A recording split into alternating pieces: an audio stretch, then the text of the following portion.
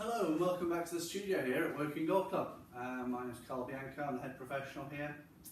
Quick question for you, do you ever hit the ground before the ball when you're playing iron shots? Are your shots a little bit high and weak and get pushed around in the wind? Do you thin more than your fair share of iron shots? These are all things which are caused by the same thing, and I had a lot of lessons recently, so I thought I'd just put a few notes on video to help you out.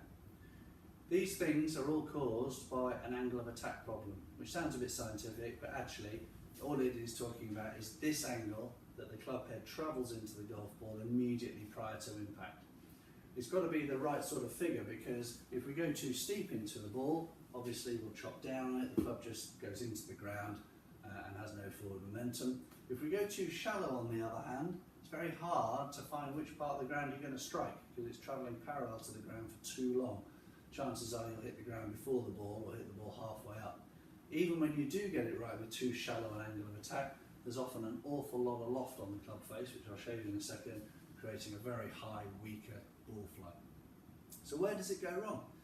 Well, to change this, it's very hard to do while the club's in motion, really hard, a hard thing to work on. So I reckon about 80% of this can be put right at setup. So have a little go at this and I'll show you where it goes wrong and see if we can put it right for you. Most people, when they pick up a short iron, and I've got a gap wedge here, are very good at positioning the ball in the right place. We all know that the ball goes in the centre of our stance with a shorter iron. This is directly under my centre of gravity, under my swing centre if you like, where the club is likely to be at the low point of the arc. That's where the ball wants to be. However, when we then go and put the club into position, an awful lot of people follow that same line with the shaft of the club. We'll have the club incredibly vertical below the centre of gravity. This is the problem. The club isn't designed to sit like this, and actually it creates an enormous break in this left arm and club relationship. You can see a huge kink in that hitting implement now. This is no good for a nice downward crisp blow, even though it feels comfortable. It feels comfortable because it's symmetrical. Now, where should it be? Okay, so if we build our left grip correctly, this will help you. As you go into the ball and you start to tip forward from the hips to build your grip, the club left arm goes to meet the golf club, and actually that line then from your left arm to the club should be a straight one right the way down from your left shoulder to the ball. It's clearly going to be at a diagonal line because my left shoulder is not in my centre of gravity area. Okay, so it's going to push the golf ball, push the shaft of the club forward. That's quite correct. Now when your right hand goes to meet it, it's going to sit under my left hand, obviously. This is going to give me this asymmetrical shoulder line here. Again, quite correct. Dominant left hand, submissive right hand here. Now I can turn properly on plane, and I'm likely to deliver the club back very near to the position I set up in, with this forward shaft lean, hitting the ball first and forward and on the way down. The other side of the coin doesn't look so good. Put the shaft in a vertical position here. I'm likely to repeat that at impact. That's where my body is set I'm most comfortable. You see there's not much asymmetry in my shoulder line, harder to make a good turn, and now I'm likely to return to this position with a vertical shaft. I might even overdo it and throw the club underneath the golf ball. So now I've got even more loft added to the club through impact, likely to hit the ground before the ball back here somewhere, rising up into the middle of the ball, or if I do catch it sweetly, as I've said, there's way too much loft showing to the golf ball, and it's going to send the ball too high and not far enough. So let's have a look what happens on the launch monitor here when we adopt the right and the wrong way of doing it tonight, see what the effect is on the shot.